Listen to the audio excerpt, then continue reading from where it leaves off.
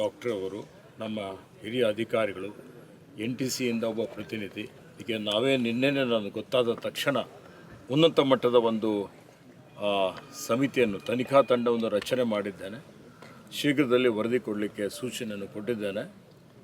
ಇವತ್ತು ಈ ಒಂದು ದುಷ್ಕೃತ್ಯದಲ್ಲಿ ಯಾರೇ ಭಾಗಿಯಾಗಿದ್ದರೂ ಅಂಥವ್ರ ಮೇಲೆ ಕಾನೂನು ರೀತಿಯ ಕಠಿಣವಾದಂಥ ಒಂದು ಕ್ರಮ ನಾವು ಜರುಗಿಸ್ತೀವಿ ಅನ್ನುವಂಥ ಒಂದು ಮಾತನ್ನು ಇಲ್ಲಿ ಹೇಳಿಕೆ ಬಯಸ್ತಾ ಇದ್ದೀನಿ. ದುರಂತ ಈಗಾಗಲೇ ಹೇಳಿದ್ದೇನೆ.